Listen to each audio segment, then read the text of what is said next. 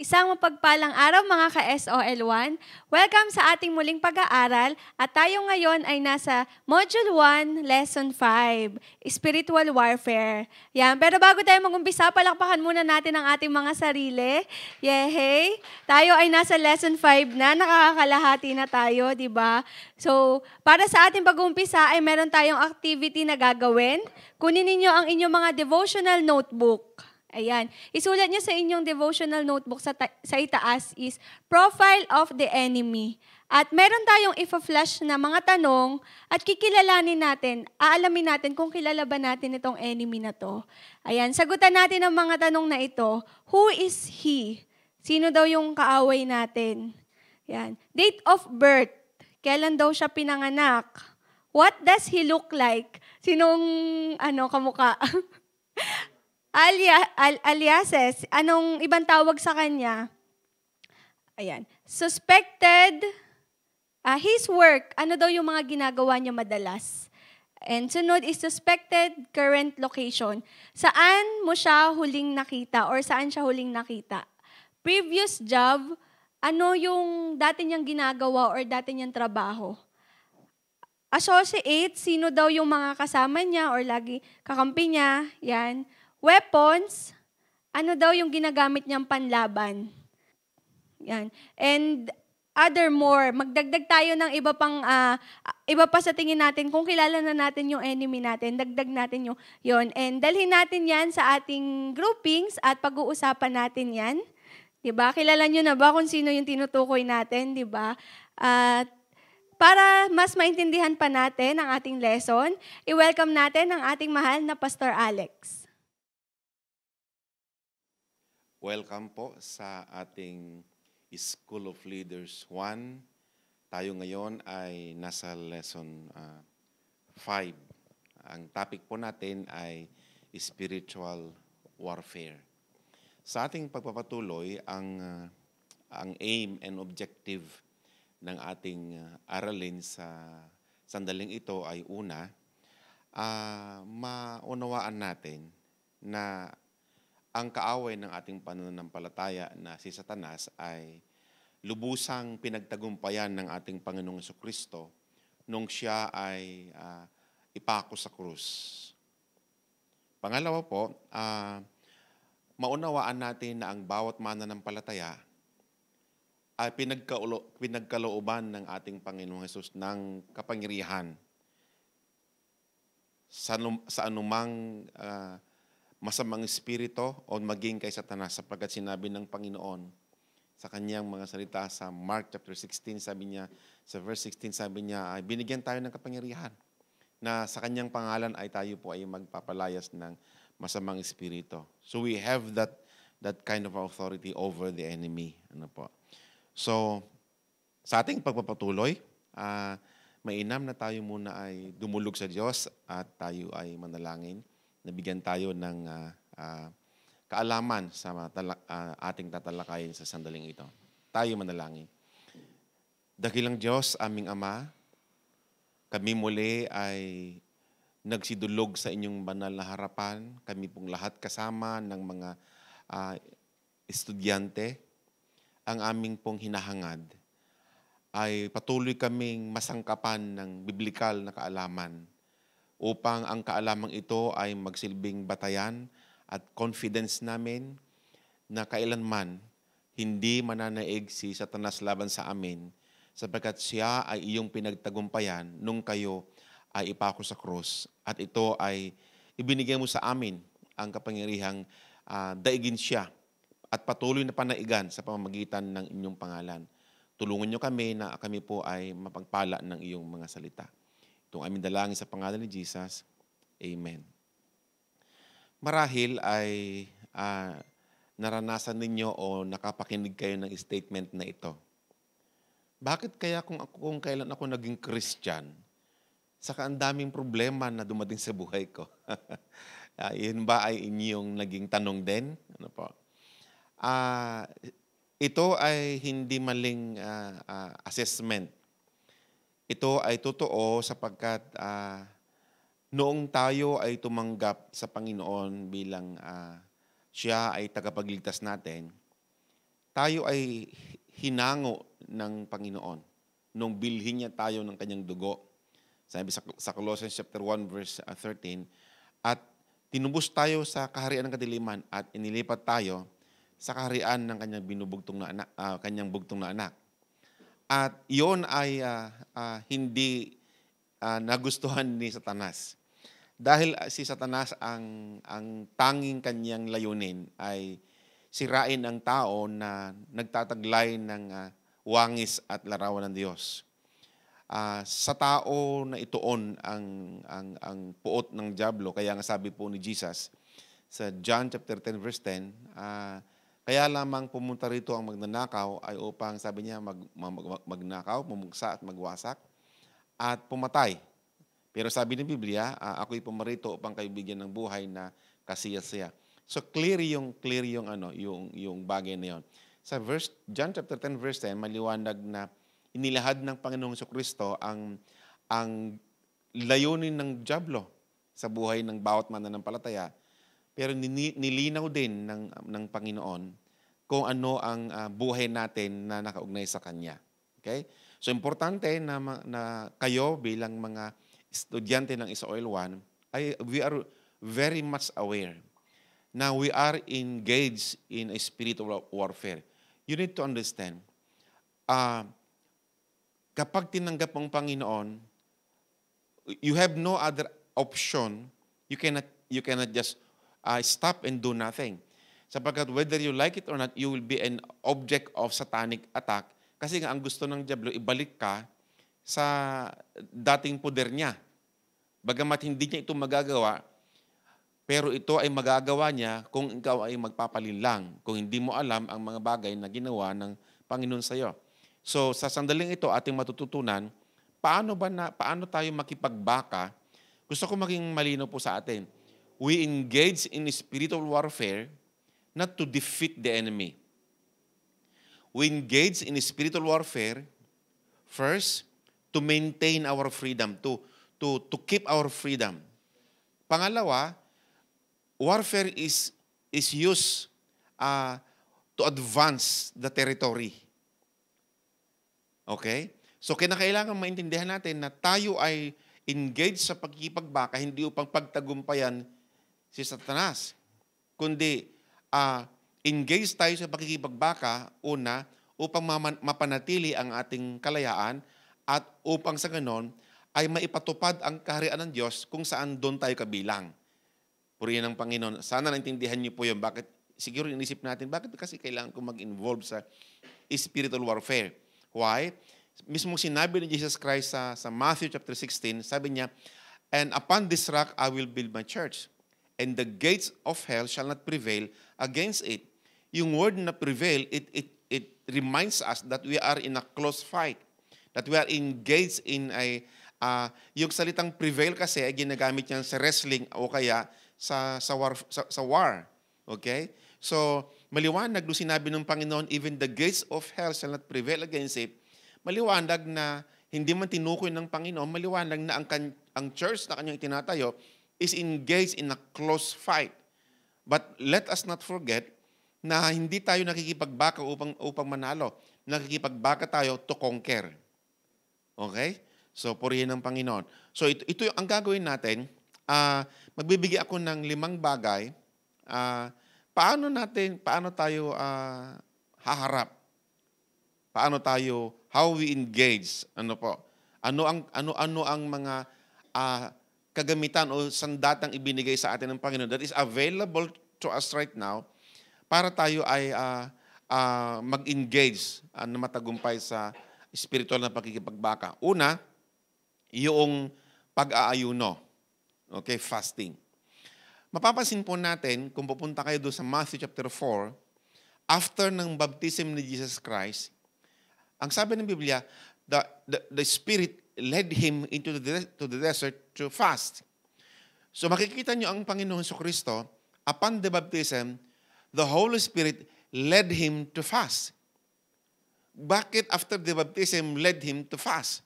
Because noong si Jesus Christ ay lumabas bilang Messiah, the battle between the kingdom of God and the kingdom of darkness began. And Jesus Christ started His ministry in fasting. And that should give us idea na when we enter into the ministry, when we enter in faith, let us establish prayer as the number one defense ng life natin. At hindi lang prayer, ang nakalagay is fasting. Doon sa Mark 9:29, mapapansin po ninyo, doon naka-record yung when Jesus Christ sent His disciples para mag-minister sila. Pag-uwi nila, mayroong tao na humingi ng tulong sa mga disciples. Isang demon-possessed na bata. Hindi mapalayas ng mga alagad. So, nag-report sila kay Jesus Christ. Sabi nila, Lord, bakit di namin mapalayas yung masamang spirito? Notice how the Lord respond to their query. Ang sabi po niya, sa Mark 9 verse 29, sabi niya, He replied, meaning Jesus, this kind come out only by prayer. Sa ibang translation po nakalagay, sa original text nakalagay, this kind come out only by prayer and fasting. So, bakit importante na ang isang tao ay magkaroon ng occasional fasting or regular fasting? Because fasting is a spiritual discipline, submitting our physical appetite to give attention to spiritual matters. Yun lang ang ibig sabihin po niya. Remember, when we fast, we do not convince the Lord. Hindi ka nag-hungry strike. Okay? Hindi po ito katulad ng ginagawa ng mga labor union na kapag meron silang demand na increase ng allowance, nagfa-fasting sila. Hindi ho sila nagfa-fasting to humble themselves, but they struggle against the company using yung fasting ngayon to demand something. Sa Christian context ng fasting ay hindi po ito ganun ang concept niya. Ang fasting is we devote our time to prayer in a certain period of time, escaping our meal. Mayroon tayong tinatawag na full fasting. Pag sinabing full fasting, mga kapatid, walang solid and liquid, walang tubig, totally. Yun ang ginawa ni Jesus Christ. 40 days. May nabasa akong article, ang isang tao na walang kakainin, walang iinom, walang iinumin, pero naka-stay lang sa isang lugar, they can survive without eating anything sa 40 days. Ang dahilan kasi daw yung tao pag wala na siyang laman sa tiyan niya, he will begin to consume yung fat sa katawan niya, yung oil sa katawan. Yun na magsusustain sa kanyang katawan. Okay? So makikita po natin na ang fasting is not a physical hindi siya hunger strike, okay? Kundi isang spiritual discipline, submitting our physical appetite to the Holy Spirit. Yun lang ibig sabihin po natin, okay? So hindi ka nag-hunger strike para pag sasabihin ni Lord, oy, kawawa naman yung anak ko, so pagbigyan ko na nga. No, that's not the teaching ng Christianity. We set time to pray and fast in a certain period of length of time, and then isasara natin yung ating pintuan. We don't want to be disturbed, and then you come to God in prayer. Okay? So, yun po yung weapon na pwede natin gamitin. Okay? Halimbawa, when you need to make a decision, mayroon kang kailangan pagpasyahan, and alam niyo po, minsan pag nagpapasya po tayo, many are not aware. Kapag nakita ni Satanas na gagawa ka ng major decision, Satan can deceive you by giving you a wrong suggestion. Naalala nyo yung sinabi ni Jesus Christ sa mga alagad, ako'y pupunta sa Jerusalem upang patayin. Imagine, nagsuggest si Pedro, sabi niya, huwag naman, Panginoon. Anong sabi ng Panginoon kay Satanas? Kay Pedro, Satanas, umalis ka sa aking harapan. Because Satan can come and deceive us, give us seems good suggestion, pero it swayed us away from the right thing that we should take when we make decision.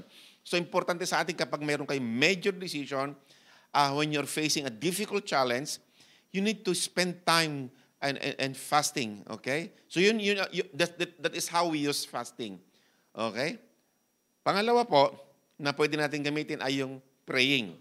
Now, Sa pananalangin po natin, it should be regular and a part of your daily routine.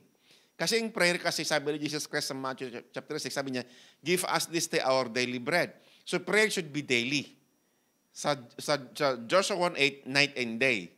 Okay? So ibig sabihin po sa atin, hindi po pwede yung, Lord, ingatan mo ako sa loob ng isang buwan na ito. Hindi ka na mag-pray the whole month. No. Ang prayer should be daily. Say with me, daily. Okay? You do in the morning to commit the day. And you pray in the evening to thank God for what you have done during the day. So, open your day with prayer and conclude your day in prayer. Ulitin ko yung sinabi ko kasi magandang pattern niyo po yun. Pag nagpipray kayo sa umaga, binubuksan mo yung umaga na may confident ka na sasamahan ka ng Panginoon. Sa gabi naman, isasara mo yun para pasalamatan mo ang Diyos sa lahat na nangyari sa maghapon na yon at ingatan ka sa iyong pagtulog. Kasi baka hindi ka magising pagkagising mo, nasa heaven ka na pala. So, okay? So, wag naman. Okay, good morning po sa ating lahat. And good evening kung ano man yung oras nyo, mababasa po ito o mapapanood. Okay? Sabi sa Matthew 26 verse 41, naalala nyo, ito yung eksena na ang Panginoong Jesucristo, before na i-arrest po siya, mayroong struggle si Jesus Christ and He took His disciples with Him to pray. So sabi ng Panginoon sa kanila, okay, dito muna kayo ha at pupunta ako doon muna, siguro mga 15 meters. Okay? Pero after an hour, bumalik ang Panginoon. Bay, tulog na yung mga disciples. Naka-open yung camera nila, pero tulog sila. Parang sa online, ano? Okay? So sabi ng Panginoon, bakit natulog na kayo? Okay? So sabi ni Jesus Christ sa kanila, watch and pray, so that you will not fall into temptation. The spirit is willing, but the flesh is weak. I want you to see yung word of Jesus Christ. Your heart wants to obey God, but your body is not. So prayer will subdue the flesh. Kaya marami mga Kristiyano, ang kanilang ministry para intention. January, ang dami nilang mga pag January, ang may mga intention. O kayo mga SOL1, baka intention lang yan. Okay? Dapat yan po ay, ano tawag yan? Commitment dapat yan. Okay? So, marami tayong magagandang may intention pero hanggang intention lang, pero walang action. So, itong gagawin po natin, sa heart natin kasi nandyan yung Holy Spirit But when the body is weak and when the body is strong, then temptation will be stronger, yung epekto sa atin. Ulitin ko yung statement na yon.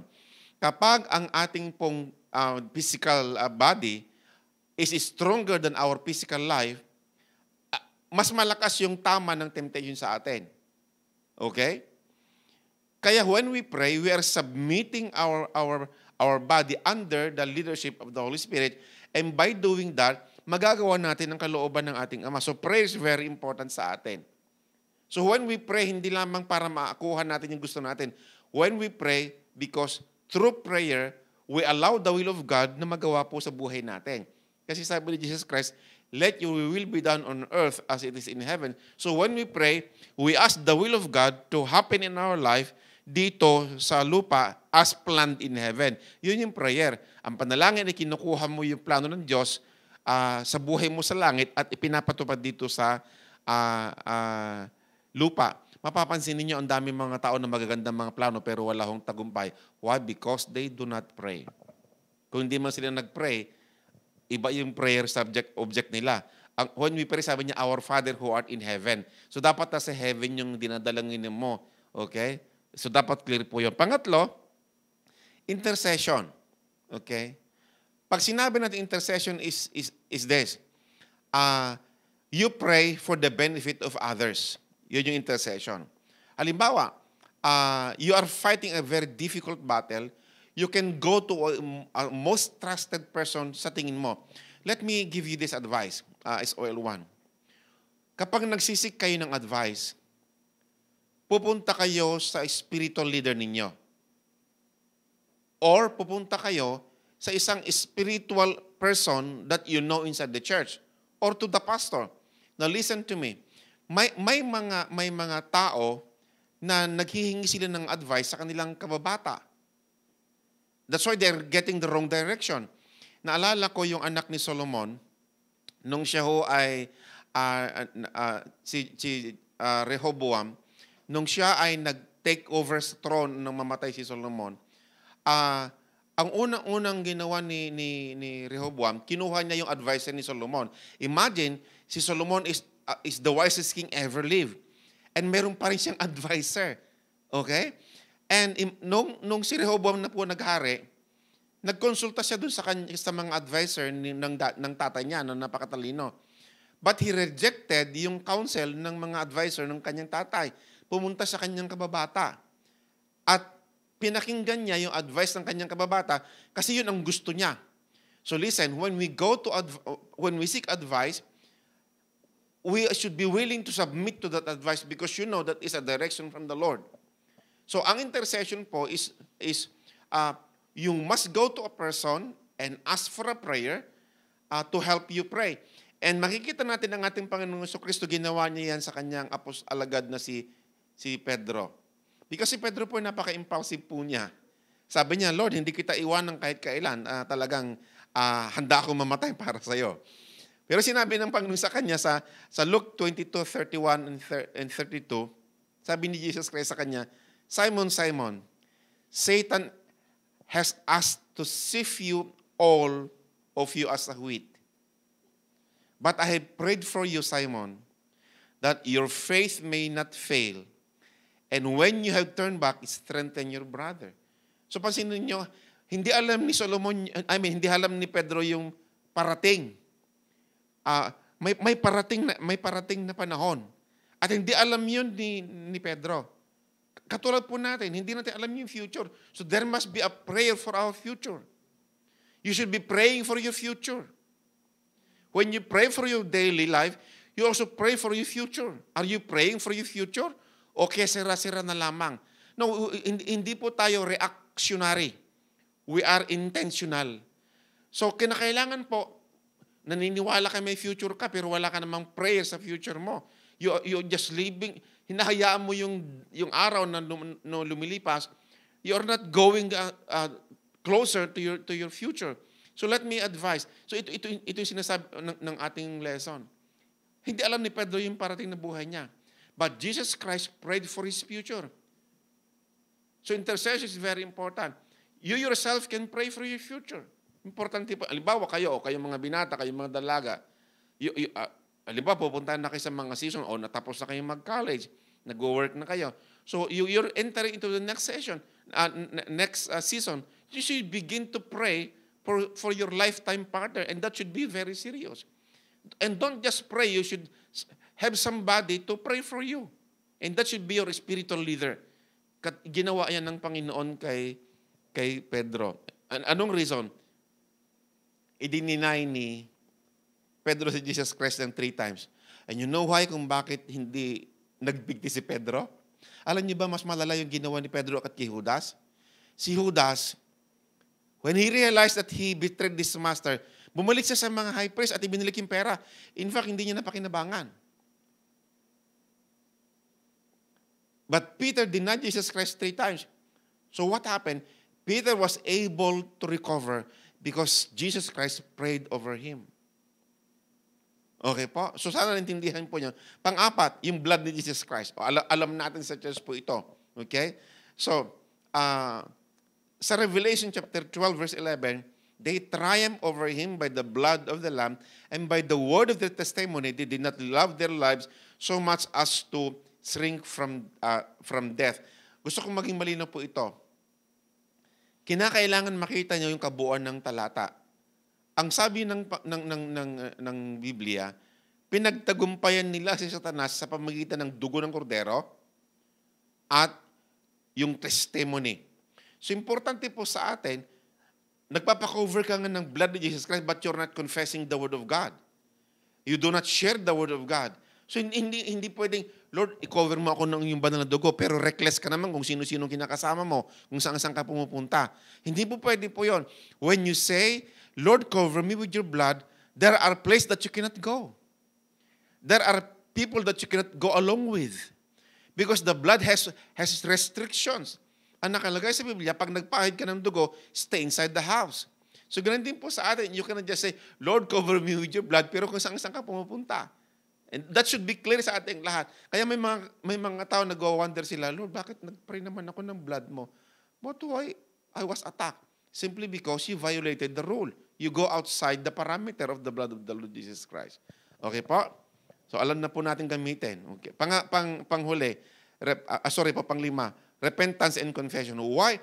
Bakit importante yung repentance and confession sa ating spiritual warfare? Listen, kapag may sin po tayo, listen to me, nung tayo'y pinatawad ng Panginoon, nung tinanggap natin siya, tayo ligtas, pero hindi pa rin tayo excuse sa pagkukumit ng sin. Sometimes, nangyayari na ang isang Kristiyano na nagkukumit ng sin, they justify their sin and reason hindi sila nagre-repent. Now, what happened kung mayroon kang unconfessed sin that will become a stronghold for the enemy? An access door. So kung mayroon kang unconfessed sin, mayroon kang open door sa life mo, may access ang kaaway, and therefore, Satan, you will use that access to destroy you. I hope you're listening and you are learned as I discuss this matter. This is very important. Alam niyo, maraming mga Christian, maraming mga leader na nag-fail sila because nagtatago sila ng kasalanan kasi hindi naman nahuli. Okay? Yung iba naman sasabihin nila, siguro hindi masama kasi hindi naman ako tinatamaan ng kidlat.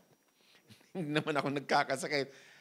Listen, when you become a Christian and you commit sin, you is still protected but you are being attacked. Okay? So, importante po sa ating, it should be immediate. Once you realize na nagkasala ka, once the Holy Spirit convict you, meaning you are exposed to the enemy, kaya ka kino-convict ng Holy Spirit, so huwag ka ng mga tuwiran. Because the moment na nangatwiran ka, you do not obey the conviction of the Holy Spirit, then there is an open door that Satan could use against you to attack you.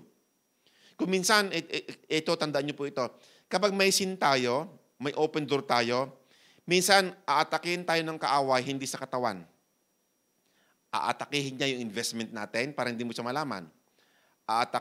Aatakihin niya yung study mo o aatakihin niya yung relationship mo. Minsan, hindi kanya inatake kasi gusto niyang itago yung bagay na yon.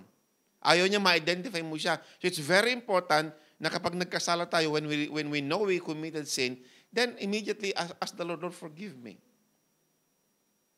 Okay po? So I hope natanggap niyo po yan. So confession, ang nakalagay kasi sa 1 John 1:9, listen to this, sabi niya, if, so may condition, if we confess our sins, He is faithful and just and will forgive us our sins and purify us from all unrighteousness. The word cleanses, sa ibang translation, pag sinabing cleanses, meaning, He sanctifies us that there is no darkness in our life. Hindi makapag-penetrate yung darkness sa life natin. Okay? So, yun ang paalala sa atin. If we know and the Holy Spirit reminding us na nagsin tayo, do not argue with the Holy Spirit. Okay? The Holy Spirit is your best guide. Hindi siya magsasabi sa iyo ng wala lang. Okay? And then, sabi dito sa 1 Corinthians chapter 6 verse 19 and 20, that our body is the temple of the Holy Spirit. Sabi niya, do you not know that your body is the temple of the Holy Spirit, who is in you, whom you have received from God? You are not of your own. You were bought with a price, therefore honor God with your bodies. So yung katawan natin, mga kapatid, ay nung tinanggap natin ang Panginoon, has become the temple of the Holy Spirit and we should honor God with our bodies. Kaya nga, pakinggan nyo kung mabuti. What do we mean honor God with our bodies? Alam niyo ba yung paliligo ay kasama yan sa honoring God?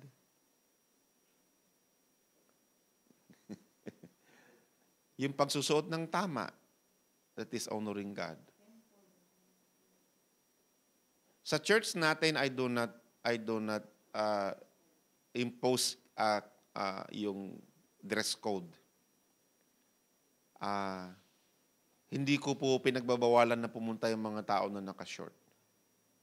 But there must be an honoring when you come to church.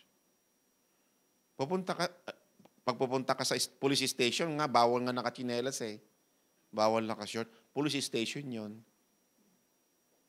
Pero haharap ka sa Lord tapos naka-short ka, I think that is not proper. Hindi naman makasalanan, pero let us honor God. Okay? Okay, magdadagdag sana ako pero baka hindi ito angkop. Okay? Ano pa? Yung katawan natin ay templo ng Holy Spirit. Ano pa? Listen. Bakit importante na malinis tayo? Kasi if the Holy Spirit is in our body, sabi niya, know you not that, sabi niya, ito nakalagay, sabi niya, you dear children are from God and have overcome them. Because greater is He that is in you than he that is in the world. Ganda, di ba? So, hindi tayo pwede pala mag-sin. Kasi nga yung Holy Spirit na sa atin, He is our key para magtagumpay tayo labang kay Satanas. And last, the Word of God. Okay? Paano pinagtagumpayan ni Jesus Christ sa temptation? Tanong, kaya bang gawin ni Jesus Christ na tinapay yung bato? Of course. Siya nga nag-create ng bato eh. But why Jesus Christ did not perform miracle by making this stone to become bread? Because sinabi ng Panginoon, itinuturo niya sa atin, that men shall not live by bread alone. And ipinapakita rin sa atin, when we are confronting Satan, the best way to confront Satan is to speak the Word of God. Because the Word of God is sharper than any edged sword. So kapag ito ay ating pong ginamit as if we are attacking Satan with a sword, hindi niya yung kayang ilagan because it's the Word of God. The Word of God reminds us of our authority. Amen?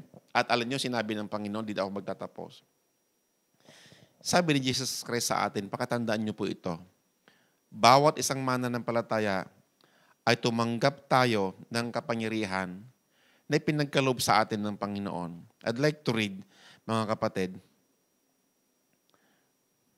dito sa Mark chapter 16, ang sabi po niya sa verse 17, and this sign will follow them who believe. In my name, they will cast out demons. They will speak with new tongues.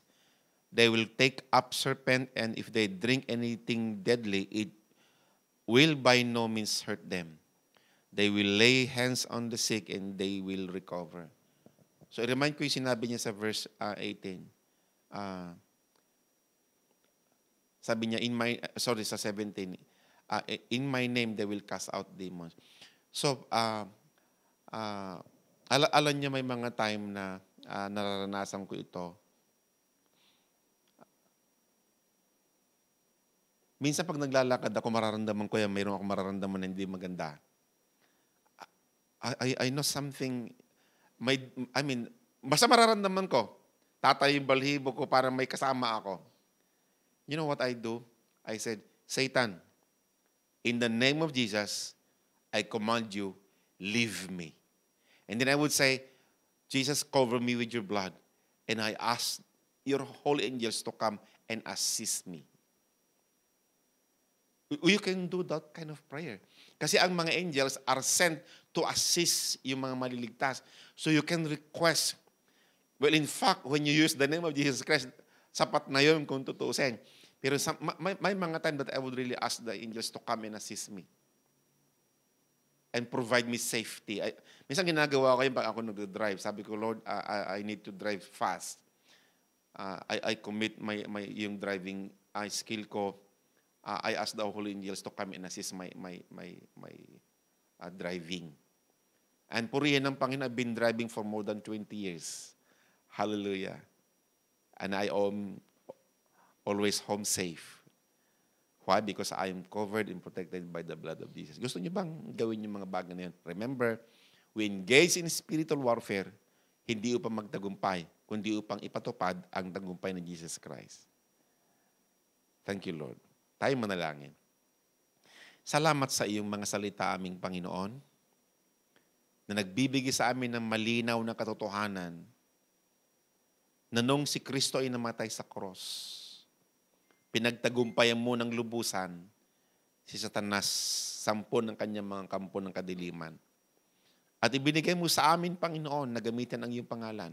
At ito ay nakatitiyak kami na hindi kami pagtatagumpayan ng kaaway kung kami lamang, O Diyos, ay haharap na may pagtitiwala sa inyo. Salamat, Panginoon, sa inyong mga salitang tinanggap namin. Pagpalain niyo po ito sa puso namin. Sa pangalan ni Jesus, amen and amen. God bless you po. Maraming salamat po, Pastor Alex. Let us always remember yung 6 weapons to defeat the enemy. Una is yung fasting, prayer, intercession, the blood of Jesus, repentance, and confession. Para yun sa mga open doors, para masara yung mga open doors.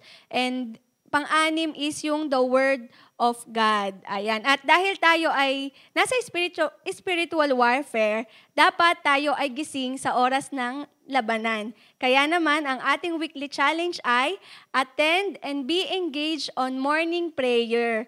Ayan. So, kung meron tayong personal prayer, maganda na tuwing umaga din natin siya ginagawa. And kapag meron tayong cell group prayer, yan, a-attend tayo. Let us remember that we are not engaged in the battle. Hindi tayo naka-engage sa spiritual warfare na to para manalo, but to conquer. Yan, we will declare and exercise the victory na ibinigay sa atin na ating Panginoon. Kaya naman, gising tayo ng maaga.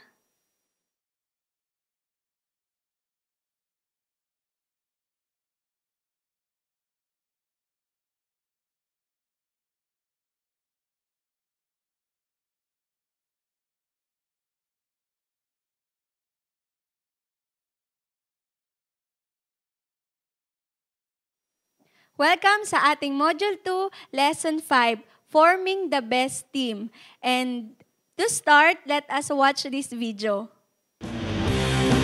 Hindi lang sa boxing at billiards na mamayagpag ang mga Pinoy. Maging sa Dragon Boat Racing, Pinoy na rin ang naghahari. Kilalanin natin ang astig na Philippine Dragon Boat Team sa ulat ni Dayan Castillejo.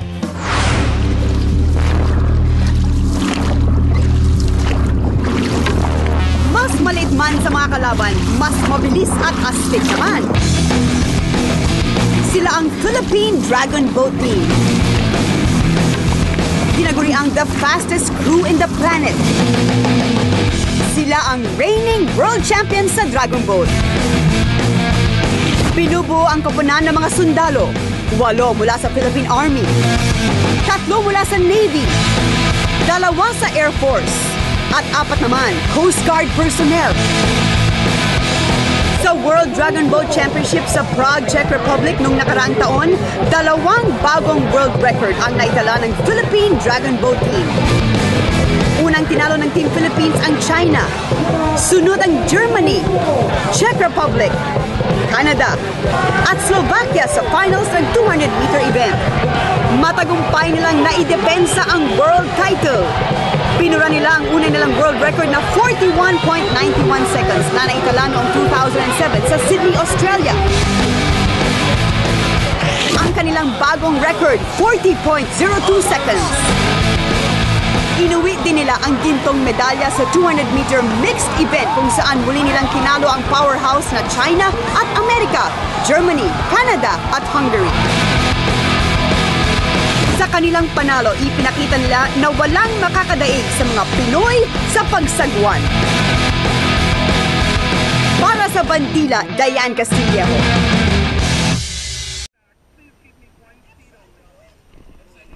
Left side, Roy.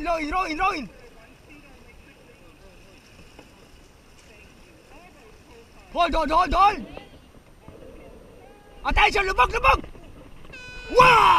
2, 3. 1, 2, 3, 4, 5, 6, 7, 8. Power up.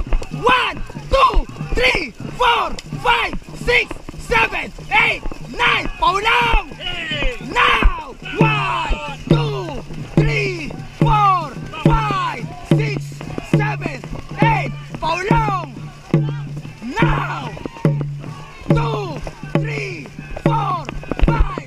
Ready for 10 hard! Now! 1, 2, 3, 4, 5, 6, 7, 8. Power long! Now! Angat katawan! Power long! Now! 1, 2, 3, 4. Power long! Now! 1, 2, 3, 4, 5, 6, 7, 8, 9. Power long! Now! Para sa Pinas! Now! 1, 2, 3, 4, 5, 6, 7, 8, 9. 1, 0. 1, 2, 3, 4, 5, 6, 7, 8, 9. 1, 0. Power long! Now! Give me 10 hard! Now! 1, 2, 3, 4, 5, 6, 7, 8. Ready for pick up! Now! 1, 2, 3, 4, 5, 6, 7, 8, 9. Pick up yan! 1, 2, 3, 4, 5, 6, 7. Ready for last kick! Now! Last kick yan! Buwas! Bajas! Balas!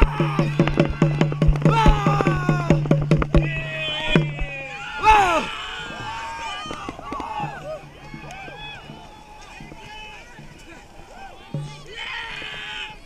Wow!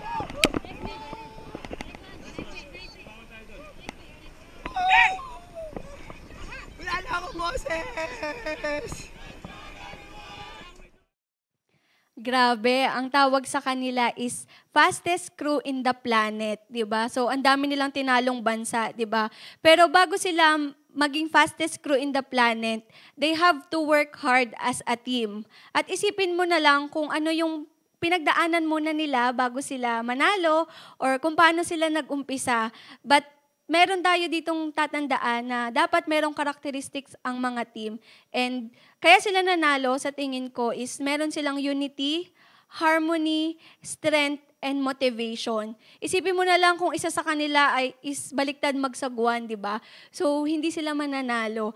And para mas maintindihan pa natin yung lesson natin, i-welcome natin muli ang ating mahal na pastor, Pastor Alex Isaguirre. Hello. Welcome to SOL1 Module 2, Class 5. Ang topic po natin sa sandaling ito ay Forming the Best Team. Say with me, forming the best team. Ang ating aim, ang ating tinutungo o patutunguhan ng pag-aaral ay malaman natin yung paraan ng ginawa ng ating Panginoong Jesucristo sa pagbuo niya ng mahuhusay na mga disciples. Ano po? So, tingnan po natin, pag-aralan po natin, unawain natin yung lesson po natin upang tayo ay mag-benefit. Okay? Yung pagbuo ng Panginoon ng kanyang mahusay na team, nangailangan lang ang Panginoon ng 3.5 taon para sila piliin, baguhin o hubugin. At pagkatapos ito ay umakyat na siya. At yung ginawa ng ating Panginoon sa kanila, dumating hanggang sa ating kapanuhunan. Ano po? Now, tingnan natin, doon sa 12 disciple ng Panginoon, pagtuunan natin si Apostol Pedro, at tingnan po natin kung paano natin matutularan yung ginawa ng Panginoon na baguhin ang alagad na ito. Okay? Number 1, una siya ay pinili ng ating Panginoong Hesus. Okay? Ang pagpili ng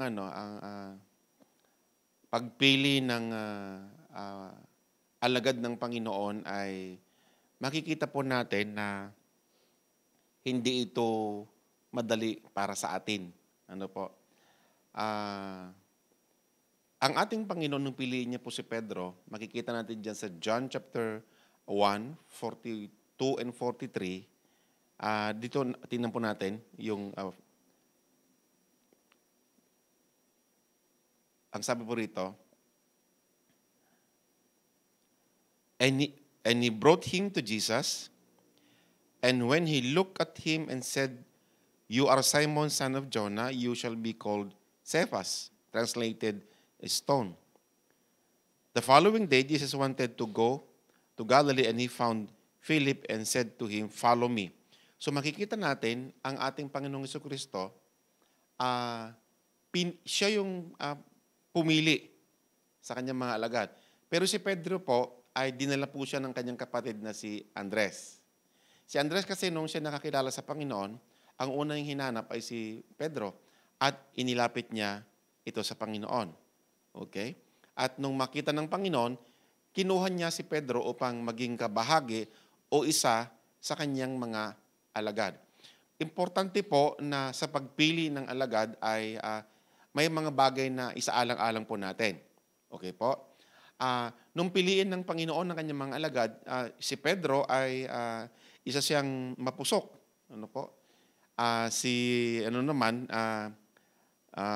John si John, ang tawag sa kanya ay anak ng kulog. Ano po? So mayroon silang mga potential, pero mayroon silang mga katangian na kinakailangan ito ay mabago at maalis. Ano po? So, kinakailangan natin maintindihan na sa pagpipili po natin, dumadating yung mga tao sa atin, hindi sila fully developed. Tayo ang magde-develop sa kanila, pero importante na piliin natin sila. I-identify natin sila, and then take them and tayo yung magkukumit na gawin natin silang alagad ng ating Panginoon. So, importante, una, ginawa ng Panginoong Jesucristo, pinili niya si Pedro. So, you cannot form someone you do not choose.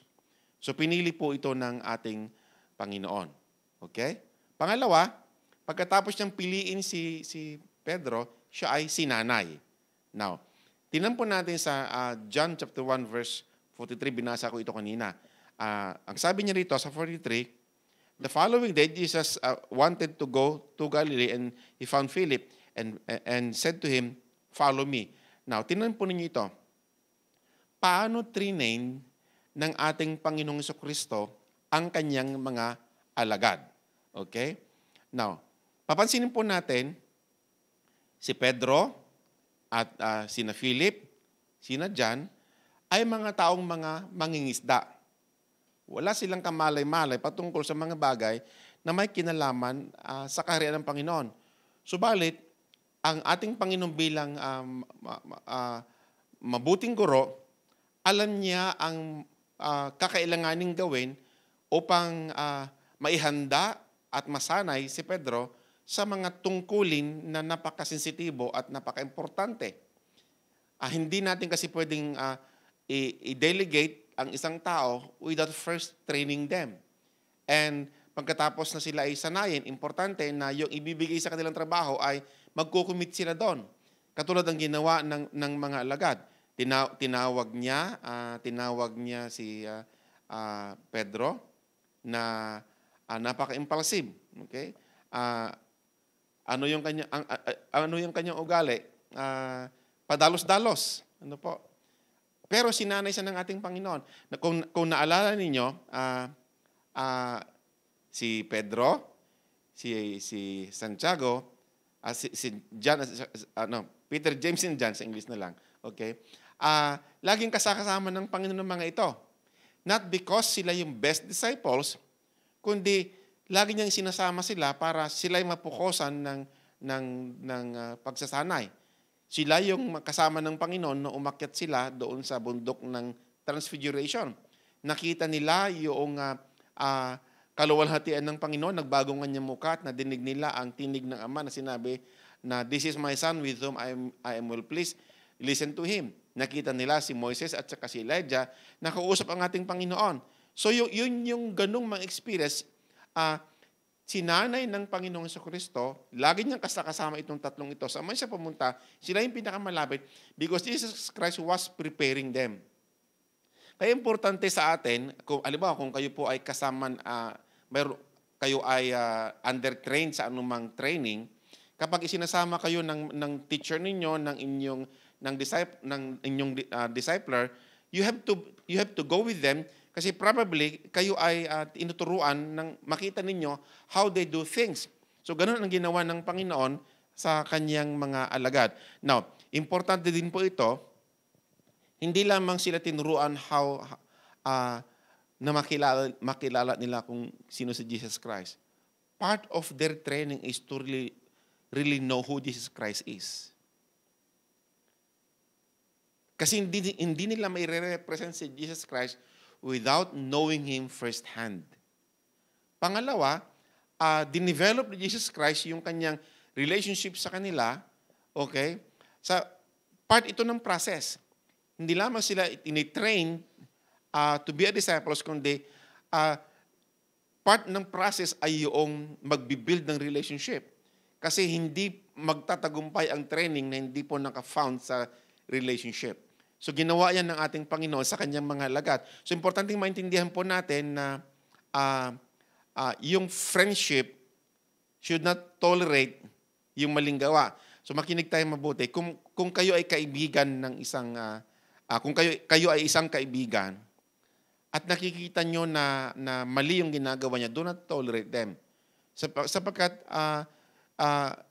hangarin natin na mapabuti yung tao. Maalala nyo si Pedro? Ano ang nangyari? Lord, hindi kita iiwanan.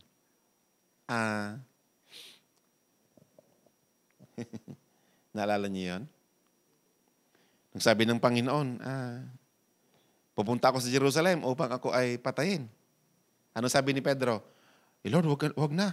Huwag kang pumunta ron. Anong sinabi ni Jesus Christ? Lumayas ka sa aking harapan, Satanas. Ni-rebuke niya. So makikita natin yung ugnayan ng Panginoon at ni Pedro ay hindi po naging dahilan na pabayaan ng Panginoon na si Pedro ay manatili sa kanyang mali. So magandang maunawaan natin part yun ng training natin na sometimes yung sinabi ni Solomon, sabi niya, a wound from a friend is better than a kiss from the enemy. Ano po? Part kasi ng training po yun eh. So, mahalaga yung ginawa nila. Anong unang ginawa? Tinawag. Pangalawa ay sinanay. Pangatlo,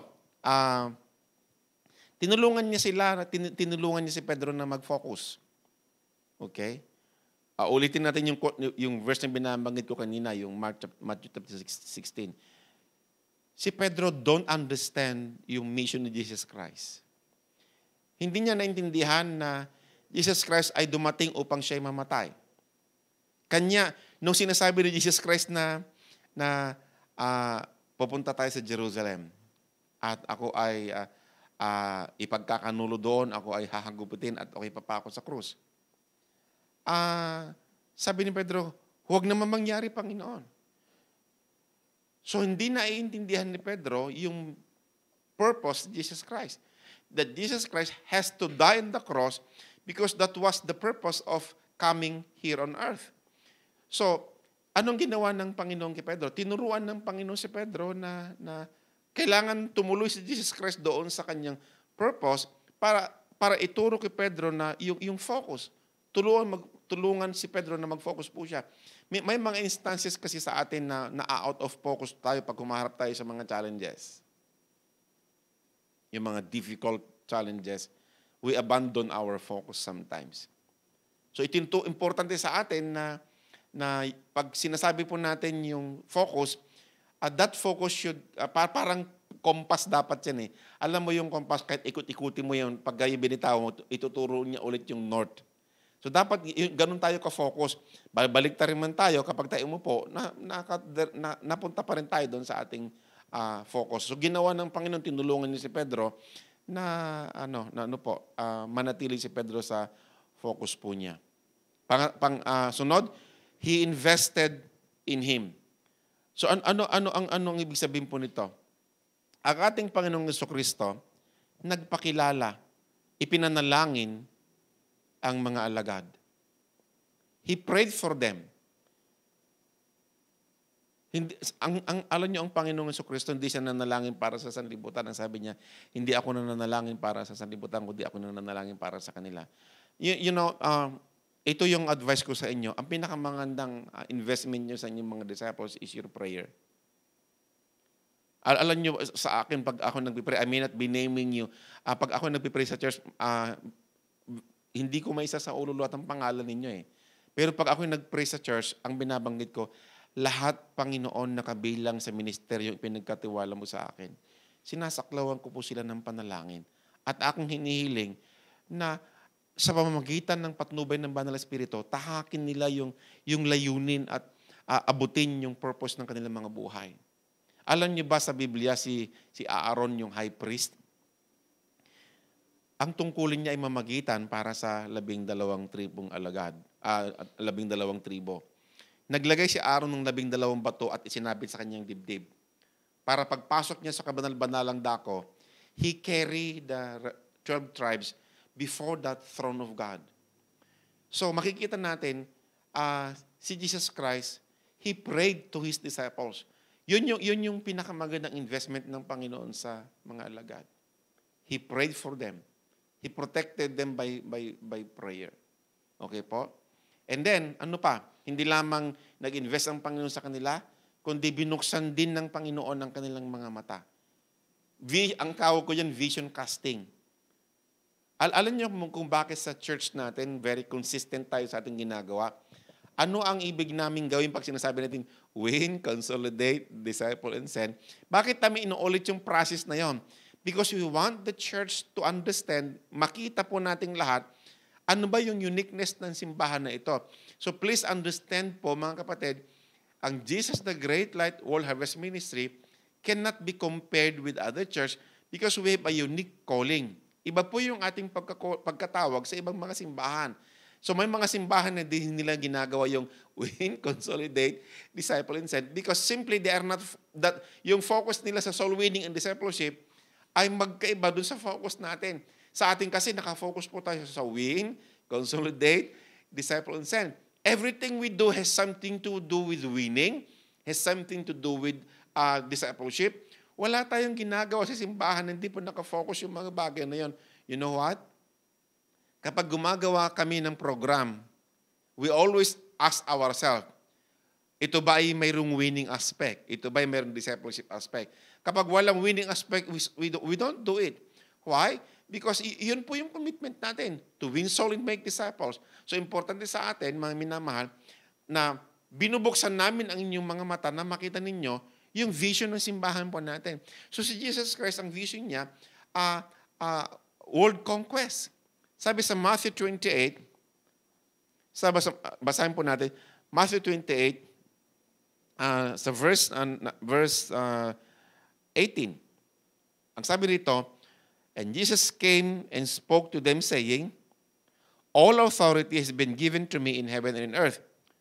Therefore, go and make disciples of all nations, baptizing them in the name of the Father, and of the Son, and of the Holy Spirit, teaching them to observe all things that I have commanded you. And lo, I am with you always to the end of the ages. Amen. So makikita po ninyo, iminumulat ng Panginoon ang mata ng mga alagad na itong gospel na ito dapat makarating sa dulo ng daigdig. So, ang tawag ko doon, vision casting. Sa atin naman po, ang talagang inaabot natin po ay buong 13. Yun ang inaabot po natin. So, yun po ang inuunawa natin. Nagbubukas tayo ng mga cell sa iba't ibang mga tahanan because we want to plant more cell. Kasi po, the more cell na mabuksan po natin, mas maraming opportunity na makausap natin yung mga kapitbahay natin. Kasi po, ganito po siya kasimple mga kapatid. Ang mga hindi pa nakakakilala sa Panginoon ay hindi pupunta sa ating simbahan. So ang ginawa natin, sa pamamagitan ng cell, yung simbahan natin pumupunta sa kanilang lugar. At iyon ang blessing, kaya tayo nagre-raise ng maraming leader. The more leader we train, the more opportunity that the church create para ang mga tao sa labas ay ma-connect natin sila sa ating Panginoon. Kaya mapapansin niyo po yung mensahe sa simbahan natin, palaging nakafocus sa ating Panginoong Jesucristo. Why? Because that is our main message sa church. Gospel po yung ating message. Okay po? So, ginawa yan ng mga alagad. Ginawa yan ng Panginoon.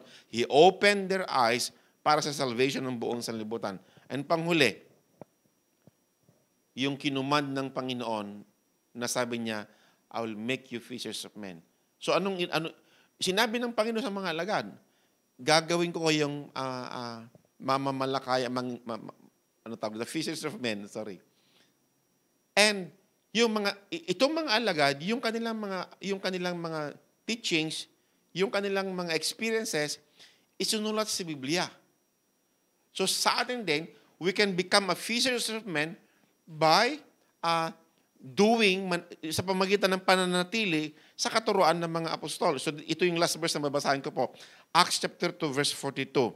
Mga kapatid, sabi po dito ng Biblia, sabi po niya, and they continued steadfastly in the apostles' doctrine and fellowship, and in breaking of bread, and in prayer. So pansin po ninyo, kailangan daw manatili tayo sa mga katuruan ng mga alagad. Ano ba yung katuruan ng mga alagad? Humayo kayo't gawin yung alagad ko ang lahat ng bansa.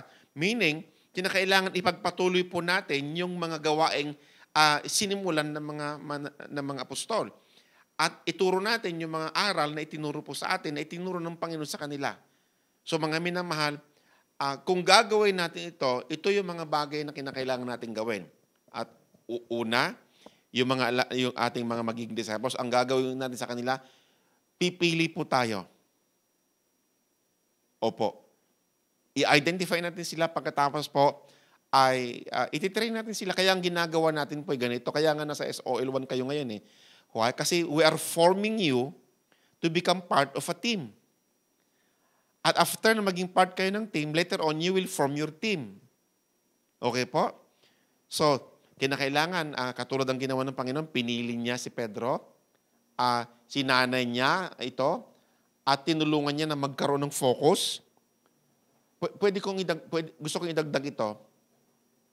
Pag sinabi nating focus, kung magpaplano ka, magtatrabaho ka, huwag mong bibitawan ang iyong ministry sa ngalan ng trabaho.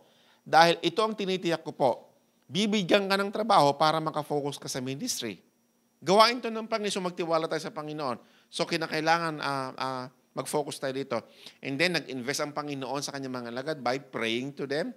And then binuksan ng Panginoon ang kanilang mga mata, nag-vision casting ang Panginoon sa kanila na gusto ng Panginoon na yung ebanghelyo ay makarating sa dulo ng daigdig.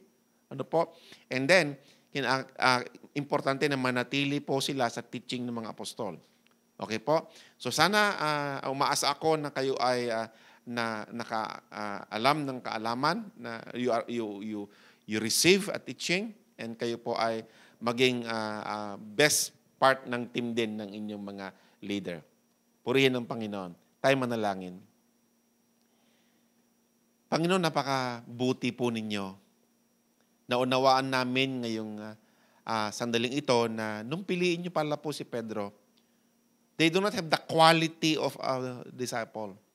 Pero may nakita kayo sa kanila in spite yung kanilang pagiging impulsive niya, nire-rebuke mo siya, kasi mali-mali ang sinasabi po niya. But you did not give up on Apostle Peter. You prayed for him, Lord. Alam nyo na mag-fail si Pedro, but you invested time by praying for him. And true enough, nung si Pedro po ay nag-fall ng kanyang kasalanan, inirestore mo siya, Panginoon, at naging pangunahin sa 12 alagad. Lord, dalangin po namin, Panginoon, na mabuksan din yung aming mga mata sa pag-akin ng kaluluwa, Panginoon. Makita namin po ito. Kasi po, kapag nakita namin ang kahalagahan ng pag-akin ng kaluluwa, mabibigyan namin ng kahalagahan yung training na dinadaanan po namin. Maraming salamat, Panginoon. Tulungan mo po kami na kami po ay maging bahagi sa isang mabuting team. Tulungan niya kami, Panginoon, na sa team, kami po ay isang asset. Hindi kami isang liability upang maging maayos po yung team namin. Maraming salamat po. Itong aming dalangin sa pangalan ni Jesus. Amen and amen. God bless you po. Purihin ng Panginoon.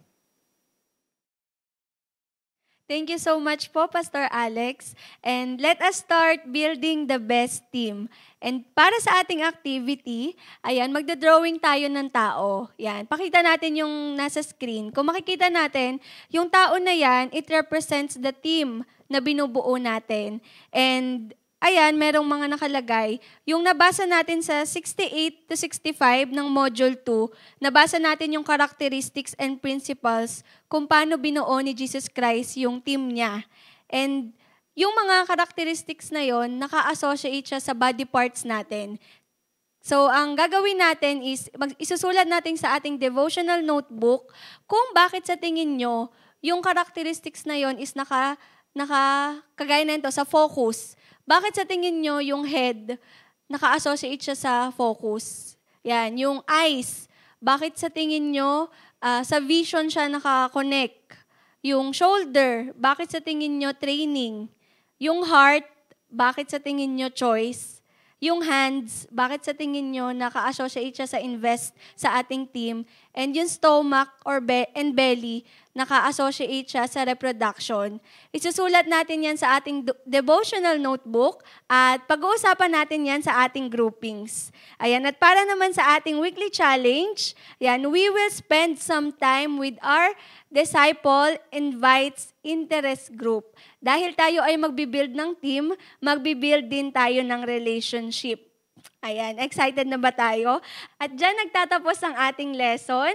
Maraming salamat sa inyo at kita-kita muli tayo sa ating susunod na pag-aaral.